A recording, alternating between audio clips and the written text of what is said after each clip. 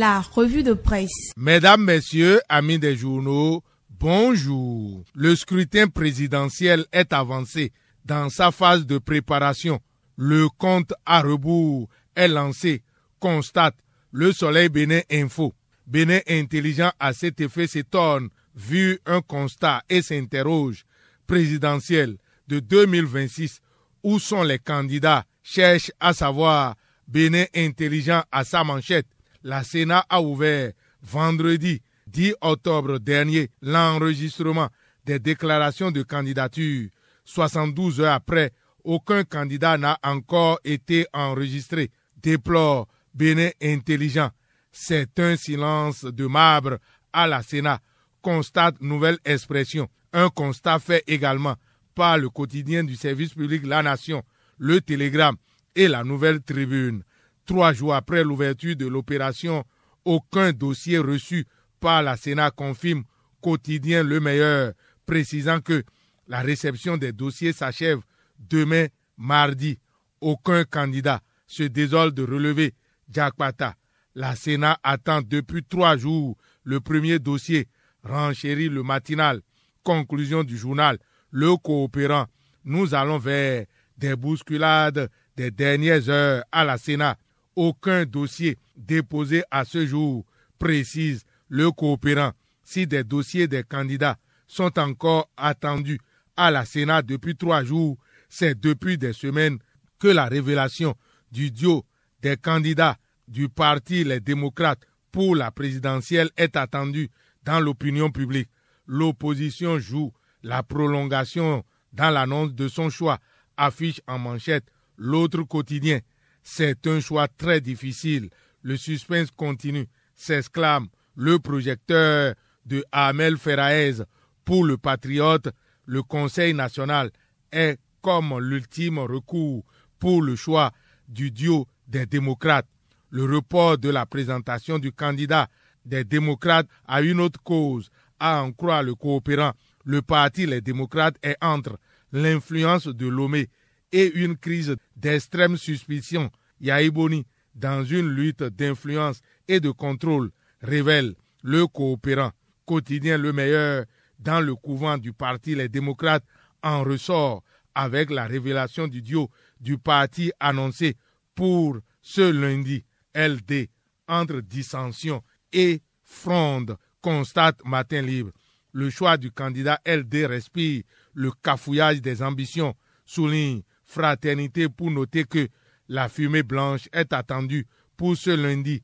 Les démocrates, victimes de leurs propres démons, à en croire Nouvelle Expression. Les démocrates sont entre des calculs politiques et hésitations, plaque Jakpata à sa manchette. Pour le Figaro national, la désignation du duo du parti Les Démocrates est dans un suspense entretenu jusqu'au bout entre le consensus et la débandade. Un choix s'impose au parti Les Démocrates, souligne Le Soleil Bénin Info.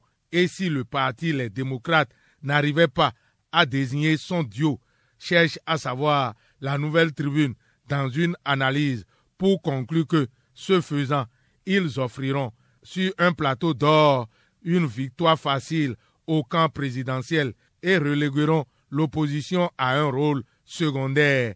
L'échec, ce n'est pas ce qui est souhaité pour les Guépards pour leur dernier match des éliminatoires du Mondial 2026 face au Nigeria demain mardi. Les Guépards à un match de l'exploit, écrivent La Nation et Le Coopérant. Le Béninois libéré découvre les derniers réglages pour les Guépards avant le match. Ils jouent leur qualification contre le Nigeria demain à Uyo, souligne Quotidien Le Meilleur, fondé par Firmin Gbekan. Avec la victoire qui fait rêver du mondial, s'exclame l'autre quotidien. Pour le pays émergent, les Guépards jouent leur survie demain face au Super Eagles du Nigeria. Aliko Dangote promet 30 millions de francs CFA à chaque joueur nigérien en cas de qualification. Mike Adenuga lui promet 25 millions et Femi Otedola aussi 25 millions aux joueurs nigériens face au Bénin demain, rapporte le pays émergent. Un grand et gros challenge pour les Guépards moins motivés financièrement, mais au niveau du mental, ils tiennent les guépards du Bénin. Visa Info de Ambroise Zinsou note que le bonheur est dans le pré. Ce Nigeria n'est pas un foudre de guerre. Bénin-Nigeria, c'est pour demain mardi. Mais au Bénin, on anticipe sur le futur avec la détection des talents à travers les classes culturelles. Les compétitions sont lancées sous le leadership du ministre Abimbola. Rapporte Fraternité appuyé par Matin Libre.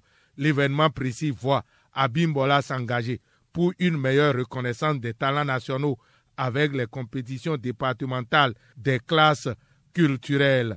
Le ministre Abimbola concrétise la politique de promotion des talents, souligne le coopérant et le Soleil Bénin Info. Voilà qui fait noter au quotidien du service public La Nation que l'école est muée en scène de création et d'expression artistique. Il y a 4000 élèves issus de 89 établissements à classe culturelle des 12 départements du Bénin en compétition, révèle Le Matin. Le Bénin mise sur la création culturelle entre écoles, écrit le Béninois libéré. La nouvelle tribune reste dans le milieu culturel pour compter plus de 800 millions injectés pour dynamiser le secteur créatif au niveau du Fonds de développement des arts et de la culture. Le Bénin se bat donc toujours dans sa volonté de se révéler au monde sur le plan culturel. Un acte de révélation est pêché par le potentiel au Forum international du cadre de vie 2025. Le Bénin, modèle applaudi. Tonato dresse un bilan séduisant. 1800 milliards de francs CFA d'investissement en 9 ans. Constate le potentiel. Matin Libre confirme que le modèle béninois séduit les participants au Forum international du cadre de vie 2025 qui s'est déroulé du 9 au 11 octobre à Cotonou avec la présence des nationaux et des participants venus de la Côte d'Ivoire, du Sénégal, de l'Éthiopie et de la France. Détail Matin Libre, appuyé par le matinal et la Nation qui souligne que le Bénin est un modèle de rigueur et de stabilité. C'est ce que Wilfrid Léandre Humbéji, porte-parole du gouvernement, est allé expliquer à Soava. L'événement précis rapporte que le secrétaire général adjoint, porte-parole du gouvernement, Wilfrid Léandre Humbéji, édifie les jeunes de Soava autour de la gouvernance sous talon. Le journal Les 4 vérités de Blaise Tossou a vu Wilfrid Léandre Humbéji dans ce rôle d'édification des jeunes de Soava. Une gouvernance saluée d'ailleurs par le FMI qui applaudit la solidité de l'économie béninoise sous talon, rapporte l'événement précis.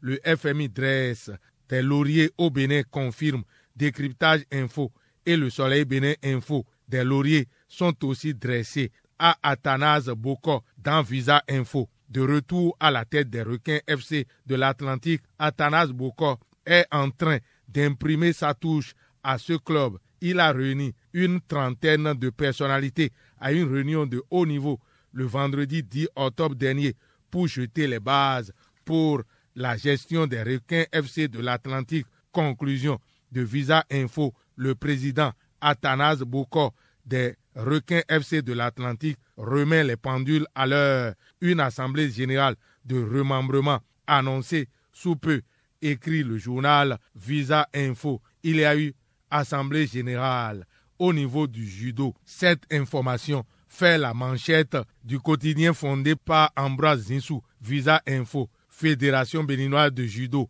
Anissé Grito, réélu dans la confusion. D'énormes irrégularités relevées au cours du processus. La justice déjà saisie. Le ministre des Sports et le SNOS Ben interpellés, affiche le journal Visa Info à sa manchette. La tribune de la capitale fait une autre lecture de cette élection à la Fédération béninoise du judo. Le sacre d'Anissé Grito, le jeune premier, est applaudi par le journal dirigé par Bachirou Assouma. Une gouvernance sous le sceau de l'unité, rapporte le journal. C'est fait. Le judo béninois a tenu son assemblée générale élective le vendredi 10 octobre au siège du Comité national olympique sportif du Bénin. Cette élection, placée sous le signe de la continuité et de la cohésion s'est déroulé dans un climat serein qui a marqué les esprits, constate la tribune de la capitale qui applaudit le sacre d'Anissé Glito. Ceci est aussi applaudi dans le chasseur info de Emmanuel Gbetor. C'est au 20e congrès de la SLAO.